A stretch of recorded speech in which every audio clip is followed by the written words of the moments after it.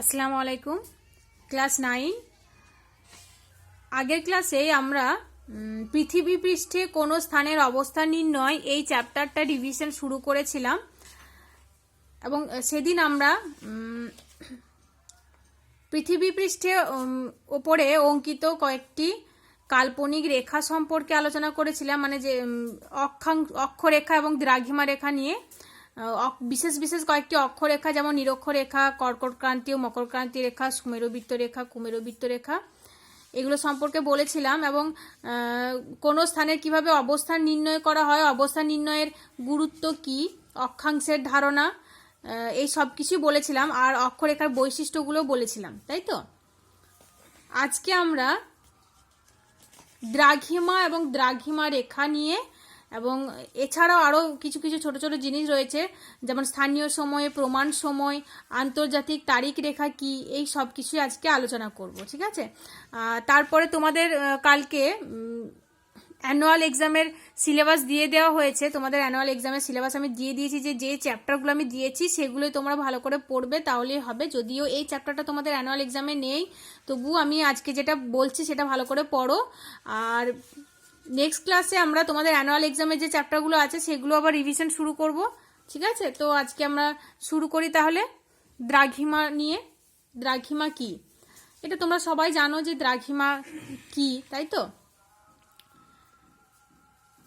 দেখো, দ্রাঘিমা হচ্ছে এই যে দেখো মূল মধ্যরেখা, এটা পৃথিবীকে পূর্ব এবং পশ্চিমে দুটি গোলার্ধে ভাগ করছে, তাই তো। তো দুটো ভাগে যখন ভাগ করা হচ্ছে একটা তল পাওয়া যায়, সেই তলটাকে বলা হয় মূল মধ্য রৈখিক তল।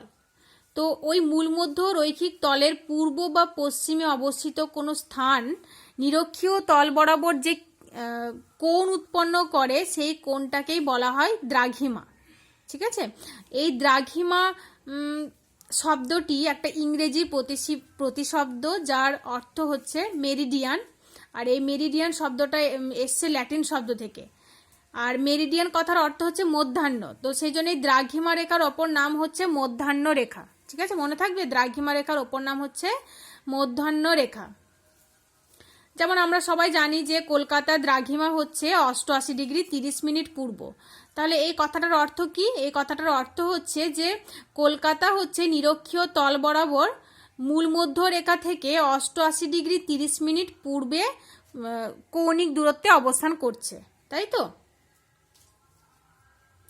তো এটা হলো দ্রাঘিমা। এবার দ্রাঘিমা রেখা কি, এই যে ধরে নাও এই স্থানটা হচ্ছে কলকাতার দ্রাঘিমা, তো 88°30' কৌণিক দূরত্ব। তো এই দ্রাঘিমা বরাবর যে একটা রেখা, মানে এই সরল রেখা অঙ্কন করা হচ্ছে, যাদের প্রত্যেকটা স্থানের দ্রাঘিমা একই হবে, তো সেই রেখাটাকে বলা হয় দ্রাঘিমা রেখা। আমি আরেকটু ভালো করে বলি তাহলে বুঝতে পারবে। পৃথিবীর ওপরে একই দ্রাঘিমাযুক্ত যে স্থানগুলো সেগুলোকে যদি উত্তর দক্ষিণে কোনো কাল্পনিক রেখা দ্বারা যুক্ত করা হয়, সেই কাল্পনিক রেখাকে বলা হয় দ্রাঘিমা রেখা, ঠিক আছে। আর আমরা জানি যে উভয় গোলার্ধে, মানে মূল মধ্য রেখা পৃথিবীকে দুই ভাগে ভাগ করেছে, একটা হচ্ছে পূর্ব গোলার্ধ এবং পশ্চিম গোলার্ধ। আর এই মূল মধ্য রেখা থেকে উভয় গোলার্ধে 180টি করে দ্রাঘিমা রেখা রয়েছে এবং মানে মূল মধ্য রেখার বিপরীত দিকে রয়েছে 180° দ্রাঘিমা রেখাটি। তো মূল মধ্য রেখা থেকে 1 ডিগ্রি অন্তর অন্তর পূর্ব দিকে রয়েছে 180টি দ্রাঘিমা রেখা এবং পশ্চিম দিকে রয়েছে 180টি দ্রাঘিমা রেখা। তো এই সবগুলো মিলিয়ে হচ্ছে 360টি দ্রাঘিমা রেখা, তাই তো। যদিও 180টি দ্রাঘিমা রেখা হচ্ছে একটাই রেখা, আর যেহেতু মূল মধ্য রেখা রয়েছে তো মূল মধ্য রেখাকে নিয়ে মোট দ্রাঘিমা রেখার সংখ্যা হচ্ছে 360টি। এখানে আর একটা ইম্পর্টেন্ট বিষয় হচ্ছে যে ইংল্যান্ডের জন হ্যারিসন 1759 সালে কোনো স্থানের দ্রাঘিমা নির্ণয়ের জন্য একটা ঘড়ি আবিষ্কার করেন, সেটাকে বলা হয় ক্রোনোমিটার। এই ক্রোনোমিটার হচ্ছে গ্রিনিচের সময় নির্ণায়ক ঘড়ি। তো এটা থেকে ঘুরিয়ে ফিরিয়ে বেশ কয়েকটা কোশ্চেন হয় যে ক্রোনোমিটার কি বা কে আবিষ্কার করেন। তো ক্রোনোমিটার হচ্ছে গ্রিনিচের সময় নির্ণায়ক একটা ঘড়ি, যেটা আবিষ্কার করেন ইংল্যান্ডের জন হ্যারিসন, ঠিক আছে। এরপর আমরা জানবো যে দ্রাঘিমা রেখার বৈশিষ্ট্য কি। এই যে আমি যে রেখাগুলো অঙ্কন করেছি এগুলো হচ্ছে দ্রাঘিমা রেখা। তো এই দ্রাঘিমা রেখাগুলি তোমরা দেখতে পাচ্ছ যে উত্তর থেকে দক্ষিণ দিকে বিস্তৃত, আর এই সব রেখাগুলি হচ্ছে কাল্পনিক রেখা। তাহলে আমরা বলতে পারি যে দ্রাঘিমা রেখাগুলি হচ্ছে উত্তর থেকে দক্ষিণে বা সুমেরু থেকে কুমেরু পর্যন্ত বিস্তৃত কাল্পনিক রেখা। আর একই দ্রাঘিমা রেখা বরাবর পৃথিবীর সকল স্থানের দ্রাঘিমার মান সমান হয়। ধরে নাও এই এটা হচ্ছে একটা দ্রাঘিমা রেখা, এই দ্রাঘিমা রেখা বরাবর পৃথিবীর যতগুলো স্থান আছে তাদের সকলের দ্রাঘিমার মান হচ্ছে একই। আর দ্রাঘিমা রেখাগুলি হচ্ছে অর্ধবৃত্ত। আগের দিন আমি যেমন বলেছিলাম যে অক্ষরেখাগুলো হচ্ছে পূর্ণবৃত্ত, একটা পুরো বৃত্ত তৈরি করে, কিন্তু দ্রাঘিমা রেখাগুলো হচ্ছে অর্ধবৃত্ত, মানে পূর্ণবৃত্ত নয়। ঠিক আছে। আর এই দ্রাঘিমা রেখাগুলি পৃথিবীর কেন্দ্রে 180 ডিগ্রি কোণ উৎপন্ন করে। আর প্রতিটি দ্রাঘিমা রেখার দৈর্ঘ্যের মান হচ্ছে সমান, তবে দ্রাঘিমা রেখাগুলি পরস্পর সমান্তরাল নয়।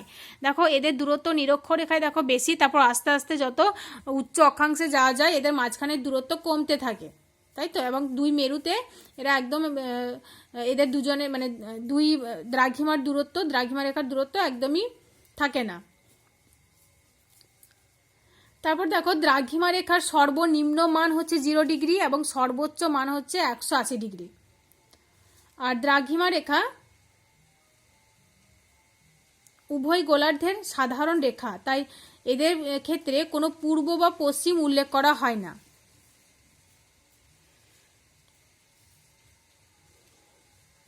তারপর দেখো দ্রাঘিমা রেখাগুলি নিরক্ষরেখায় 1 ডিগ্রি অন্তর দুটি দ্রাঘিমার দূরত্ব সব থেকে বেশি হয়, 111.30 কিলোমিটার। তারপর আস্তে আস্তে যত উচ্চ অক্ষাংশে যাওয়া যায় তত কমতে থাকে। যেমন দেখো 60 ডিগ্রি অক্ষরেখায় দুই দ্রাঘিমার দূরত্ব হয় 55.57 কিলোমিটার, এবং মেরুবিন্দুতে যখন যায় তখন সেই দূরত্বটা একদমই কমে 0 হয়ে যায়। তো এটা হচ্ছে দ্রাঘিমা রেখার বৈশিষ্ট্য। এখন আমরা বিশেষ কয়েকটি দ্রাঘিমা রেখা সম্পর্কে জানবো। বিশেষ দুটি দ্রাঘিমা হচ্ছে, একটা হচ্ছে মূল মধ্য রেখা যার মান হচ্ছে 0 ডিগ্রি, আর একটা হচ্ছে 180 ডিগ্রি দ্রাঘিমা রেখা। তো মূল মধ্য রেখা দেখো আমরা সবাই জানি যে মূল মধ্য রেখা হচ্ছে পৃথিবীর পূর্ব ও পশ্চিম গোলার্ধের সূচনা করে, তাই তো।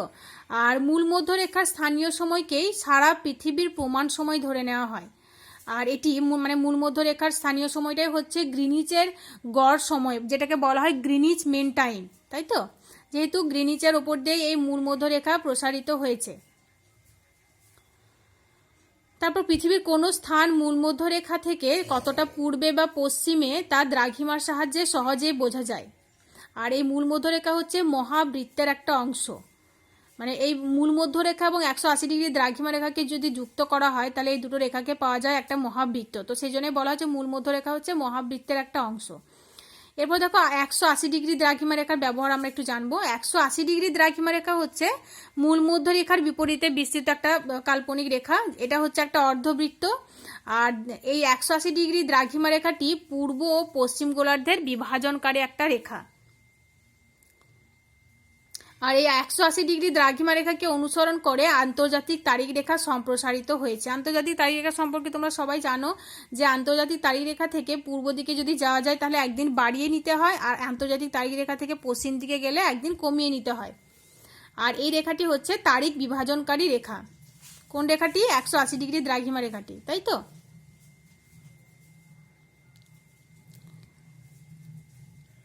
এরপর আমরা জানবো যে দ্রাঘিমা ও সময় সম্পর্কে, লঙ্গিটিউড এবং টাইম। দ্রাঘিমার সঙ্গে সময়ের কি সম্পর্ক?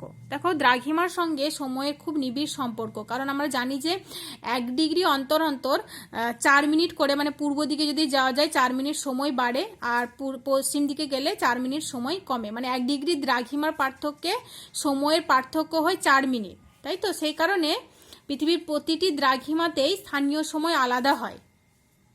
আর দ্রাঘিমার সাথে স্থানীয় এবং প্রমাণ সময় উভয়ই খুবই সম্পর্কিত। তো দ্রাঘিমা ও সময় এই দুটো জিনিস খুবই নিবিড়ভাবে সম্পর্কিত, আর এর উপরই নির্ভর করে স্থানীয় সময় বা লোকাল টাইম যেটাকে বলে, আর প্রমাণ সময় বা স্ট্যান্ডার্ড টাইম, এই দুটোকে নির্ণয় করা হয় কিভাবে।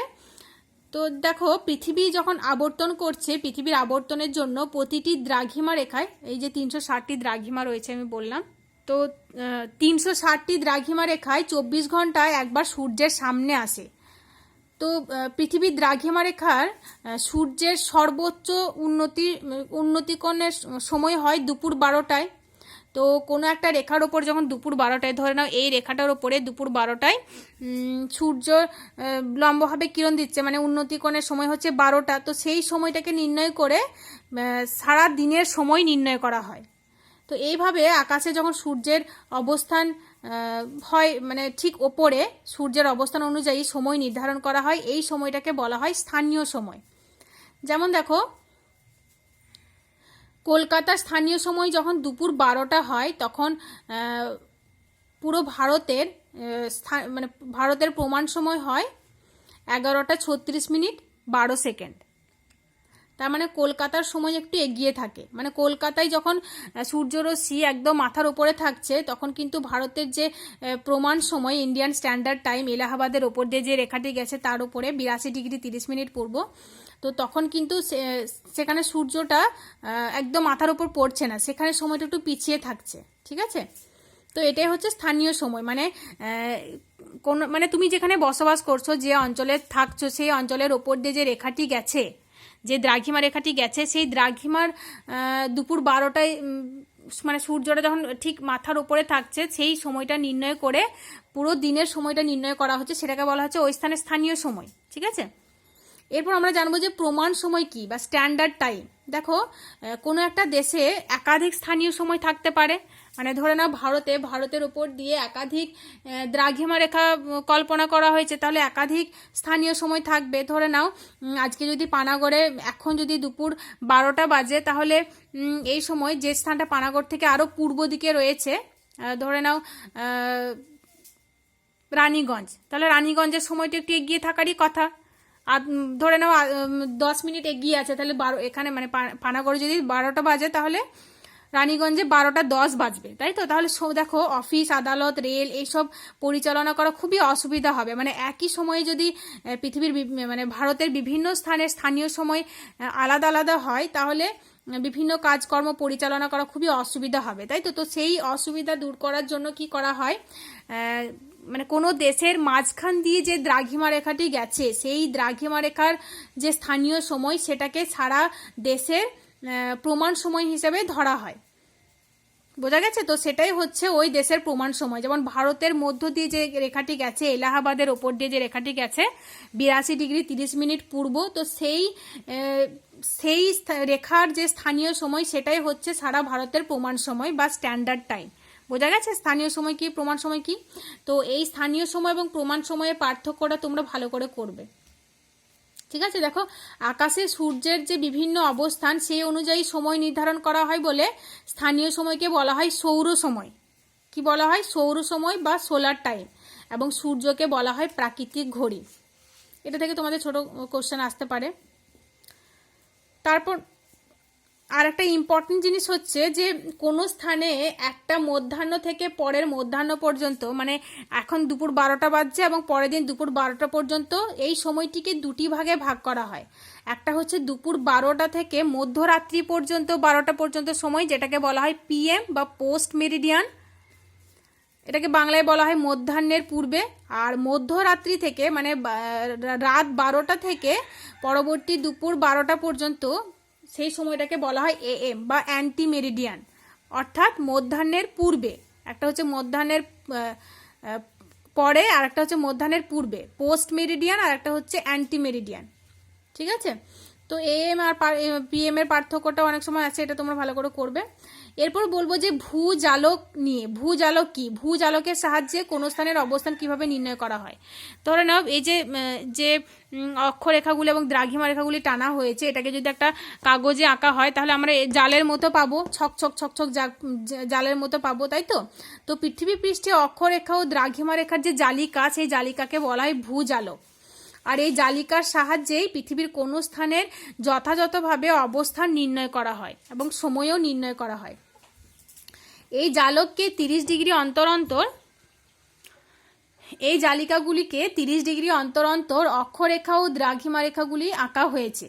যদি আমাদের প্রয়োজন হয়, এই যে 30 ডিগ্রি অন্তর অন্তর আঁকা হয়েছে, আমাদের যদি আরও কোনো একটা ক্ষুদ্র একটা স্থানের অবস্থান নির্ণয় করতে চাই আমরা, তাহলে সেটাকে আরও ছোট ছোট করে ভাগ করতে পারি আমরা, মানে 1 ডিগ্রি অন্তর অন্তর ভাগ করতে পারি। এবং তার থেকেও যদি কোনো একটা ক্ষুদ্র স্থানের অবস্থান আমরা জানতে চাই, তাহলে 1 মিনিট অন্তর অন্তরও সেগুলোকে ভাগ করতে পারি এবং ভাগ করে ছোট ছোট ছোট ছোট যে ভূজালক সেইগুলো এঁকে নিয়ে কোনো স্থানের অবস্থান আমরা নির্ণয় করতে পারি। ঠিক আছে, তারপর দেখো তোমাদের এখান থেকে অক্ষরেখা এবং দ্রাঘিমা রেখা এদের পার্থক্যটা তোমরা ভালো করে করবে। ঠিক আছে, অক্ষরেখা এবং দ্রাঘিমা রেখার পার্থক্যটা তোমাদের আসবে। দেখো, অক্ষরেখা হচ্ছে পূর্ব পশ্চিমে বিস্তৃত কাল্পনিক রেখা, যেটা পৃথিবীকে উত্তর গোলার্ধ এবং দক্ষিণ গোলার্ধে ভাগ করেছে। আর দ্রাঘিমা রেখা হচ্ছে উত্তর দক্ষিণে বিস্তৃত কাল্পনিক রেখা, যেটা পৃথিবীকে পূর্ব গোলার্ধ এবং পশ্চিম গোলার্ধে বিভক্ত করেছে। অক্ষরেখাগুলি হচ্ছে পূর্ণবৃত্ত, মহাবৃত্ত বলবো না, অক্ষরেখাগুলি হচ্ছে পূর্ণবৃত্ত, আর দ্রাঘিমা রেখাগুলি হচ্ছে অর্ধবৃত্ত, তাই তো। অক্ষরেখার সর্বনিম্ন মান হচ্ছে 0 ডিগ্রি এবং সর্বোচ্চ মান হচ্ছে 90 ডিগ্রি। আর দ্রাঘিমা রেখার সর্বনিম্ন মান 0 ডিগ্রি এবং সর্বোচ্চ মান হচ্ছে 180 ডিগ্রি। অক্ষরেখার সংখ্যা হচ্ছে 179টি, আর মোট দ্রাঘিমা রেখার সংখ্যা হচ্ছে 360টি। তারপর দেখো, যে কোনো দ্রাঘিমা রেখা বরাবর অক্ষরেখার পারস্পরিক দূরত্ব প্রায় সমান হয়, আর বিভিন্ন অক্ষরেখা বরাবর দ্রাঘিমার পারস্পরিক দূরত্ব সমান হয় না। আর অক্ষরেখাগুলি হচ্ছে সমান্তরাল রেখা, দ্রাঘিমা রেখাগুলি হচ্ছে অসমান্তরাল রেখা, দ্রাঘিমা রেখাগুলি সমান্তরাল নয়। আর প্রতিটি অক্ষরেখা পৃথিবীকে বেষ্টন করে পরস্পরের সমান্তরালে পূর্ব পশ্চিমে বিস্তৃত, আর দ্রাঘিমা রেখাগুলি উত্তর দক্ষিণে মেরুদয় পর্যন্ত বিস্তৃত। আর এগুলো সমান্তরাল নয়, আগেই বললাম। এরপর আমরা জানবো যে প্রতিপাদ স্থান কি। প্রতিপাদ স্থান হচ্ছে, ধরে নাও এই একটা স্থান, এই স্থানে প্রতিপাদ স্থান কি। তো এই স্থান থেকে যদি আমরা একটা ব্যাস কল্পনা করি, তাহলে তার বিপরীত দিকে, বিপরীত গোলার্ধে যে স্থানটি পাওয়া যায় সেটা হচ্ছে ওই স্থানের প্রতিপাদ স্থান। আর একবার বলি ব্যাপারটা, দেখো, ভূপৃষ্ঠ থেকে বা ভূগোলকের ওপর কোনো স্থান বা বিন্দু থেকে কোনো কল্পিত ব্যাস ভূকেন্দ্র ভেদ করে প্রথম যে বিন্দুকে ছেদ করে, প্রথম যে বিন্দুতে স্পর্শ করে, সেই স্থানকে বলা হয় প্রথম স্থানের প্রতিপাদ স্থান বা অ্যান্টিপড। দেখো, প্রতিপাদ স্থানের সময় কিভাবে নির্ণয় করব। পৃথিবী পৃষ্ঠে যে স্থানগুলি দ্রাঘিমা পূর্ব, তার প্রতিপাদ স্থানের সময়ে 12 ঘন্টা বিয়োগ হবে। যেহেতু পশ্চিম দিকে কি হয়, সময় পিছিয়ে যায়, সেই জন্য 12 ঘন্টা বিয়োগ হবে। আর যে স্থানে দ্রাঘিমা পশ্চিম দিকে, তার প্রতিপাদ স্থানের সময় নির্ণয় করতে হলে 12 ঘন্টা সময় যোগ হবে। তাহলে আমরা এটা বলতে পারি যে কোনো স্থান এবং তার প্রতিপাদ স্থানের মধ্যে সময়ের পার্থক্য হয় 12 ঘন্টা। ঠিক আছে, আর প্রতিপাদ স্থানের অক্ষাংশ একই থাকে, মানে কোনো স্থান এবং তার প্রতিপাদ স্থানের অক্ষাংশ একই থাকে, শুধু গোলার্ধটা বিপরীত হয়ে যায়, গোলার্ধটা চেঞ্জ হয়ে যায়। ঠিক আছে, এরপর আমরা জানবো যে আন্তর্জাতিক তাড়ি রেখা বা 180 ডিগ্রি দ্রাঘিমা যেটা, সেটা সম্পর্কে। দেখো, যদি তুমি সোমবার দিন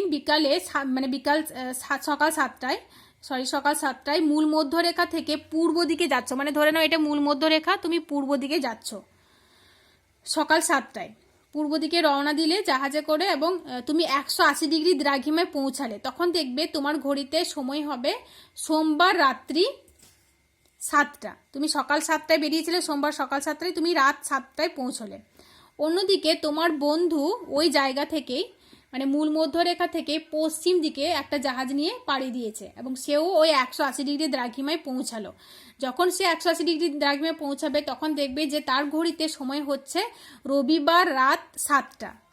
এটা কেন হয়? দেখো, আমি বললাম যে 1 ডিগ্রি দ্রাঘিমার পার্থক্যে সময়ের পার্থক্য হয় 4 মিনিট, আর কোনো স্থান কি হয় পূর্ব দিকে সময় এগিয়ে থাকে, এটা আমরা জানি। সেই জন্যেই পূর্ব দিকে কি হয় 1 ডিগ্রি দ্রাঘিমা পার্থক্য হয়ে হয়ে হয়ে হয়ে পূর্ব দিকে সময়টা বাড়তে থাকে।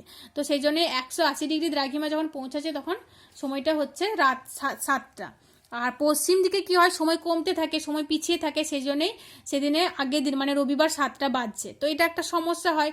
তো সেই জন্যেই কি হয়, এই সমস্যা দূর করার জন্যে 180 ডিগ্রি দ্রাঘিমা রেখাকে অনুসরণ করে সেই রেখাটি উত্তর মেরু থেকে দক্ষিণ মেরু পর্যন্ত একটা রেখা কল্পনা করা হয়, যেটাকে বলা হয় তারিখ বিভাজনকারী রেখা বা আন্তর্জাতিক তারিখ রেখা। তো এই তারিখ রেখাটি থেকে যদি কেউ পূর্ব দিকে যায় তাহলে একদিন সময় বাড়িয়ে নেওয়া হয়, আর যদি পশ্চিম দিকে কেউ যায় তাহলে সময় একদিন কমিয়ে নেওয়া হয়। ঠিক আছে, তো যাই হোক 180 ডিগ্রি দ্রাঘিমা রেখাটি হচ্ছে আন্তর্জাতিক তারিখ রেখা। তবে আন্তর্জাতিক তারিখ রেখাটি পুরোপুরি 180 ডিগ্রি দ্রাঘিমা রেখাকে অনুসরণ করেনি, কোনো কোনো স্থানে বাঁকিয়ে দেওয়া হয়েছে।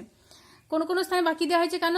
কারণ 180 ডিগ্রি দ্রাঘিমা রেখাটি যেখানে যেখানে মহাদেশ রয়েছে সেখানে যদি আন্তর্জাতিক তারিখ রেখা কল্পনা করা হয় তাহলে কি হবে, একই দেশে আলাদা আলাদা ডেট হয়ে যাবে, তাই না? আলাদা আলাদা সময় পার্থক্য হয়ে যাবে। তো তাহলে প্রশাসনিক কাজকর্মে অনেক অসুবিধা হবে। সেই জন্য কি হয়, ওই মহাদেশগুলিকে একটু এড়িয়ে গিয়ে মহাসাগরের উপর দিয়ে আন্তর্জাতিক তারিখ রেখাটিকে কল্পনা করা হয়েছে। যেমন দেখো মঙ্গোলিয়া ক্রোভ, তারপর অ্যালুসিয়ান দ্বীপপুঞ্জ, এইসব জায়গাগুলো যেহেতু চিথি, ফ্যাজাম, টোঙ্গা, এই যে দ্বীপগুলো, এগুলো যেহেতু দ্বীপ, ছোট ছোট দেশ, সেই জন্য এই দ্বীপগুলোকে এড়িয়ে গিয়ে আন্তর্জাতিক তালিকাকে পূর্ব পশ্চিমে একটু বাঁকিয়ে দেওয়া হয়েছে যাতে সময়ের পার্থক্য না হয়। ঠিক আছে, তো এরকম তোমাদের একটা কোশ্চেন আসতে পারে যে আন্তর্জাতিক তারিখ রেখায় 180 ডিগ্রি দ্রাঘিমা রেখাকে অনুসরণ করেনি কেন, তোমাদের 2 নম্বর আসতে পারে, এটা ভালো করে পড়বে। যাই হোক তোমাদের তাহলে এই চ্যাপ্টারটা রিভিশন শেষ হয়ে গেল। পৃথিবী পৃষ্ঠে কোন স্থানের অবস্থান নির্ণয়, এই চ্যাপ্টার থেকে অনেক তোমাদের অঙ্ক হয়, তো সেইগুলো তোমার কাছে থাকলে তবেই এগুলো করানো হবে। তো যেটুকু তোমাদের হলো এইটাই তোমরা ভালো করে পড়ো। আর নেক্সট ক্লাসে আমরা ইনশাল্লাহ ওই যে তোমাদের অ্যানুয়াল এক্সামে যে সিলেবাসটা সেটা রিভিশন শুরু করব। তোমাদের পশ্চিমবঙ্গটা পুরোটাই রয়েছে, পশ্চিমবঙ্গ রয়েছে, আর অনেকগুলোই রয়েছে, তো সেগুলো শুরু করবো ইনশাল্লাহ। আর তোমাদের কোনো অসুবিধা হলে আমার সঙ্গে কন্ট্যাক্ট করবে। এই চ্যাপ্টার থেকে আমি আজকে যেগুলো বললাম সেগুলো তোমরা ভালো করে পড়ো। দ্রাঘিমা রেখা, তারপর ভূজালক কি, তারপর বিশেষ বিশেষ যে দ্রাঘিমা রেখা, আন্তর্জাতিক তারিখ রেখা, আন্তর্জাতিক তারিখ রেখা ব্যবহার সেটা করবে ভালো করে। তারপর দ্রাঘিমা ও সময়ে কি সম্পর্ক, স্থানীয় সময় কি, প্রমাণ সময় কি, AM PM কি, এগুলো পড়ো ভালো করে। ঠিক আছে, আর কোনো অসুবিধা হলে আমার সঙ্গে কন্ট্যাক্ট করবে। আর এই যে চ্যাপ্টারের যে শর্ট কোশ্চেনগুলো, পিছনের দিকে যে অনুশীলনী যে কোশ্চেনগুলো, সেই শর্ট কোশ্চেনগুলো তোমরা অ্যান্সারগুলো করে বইয়েই তোমরা দাগ দিয়ে নেবে। বইয়ে রয়েছে তোমাদের কাছে 2-3টে বই আছে, সেই বইয়ে দাগ দিয়ে নিয়ে আমাকে চেক করিয়ে নেবে। ঠিক আছে, আমি বলে দেবো তোমাদের কোনো কিছু ভুল থাকলে আমি সেগুলো বলে দেবো। ঠিক আছে, আসসালামু আলাইকুম।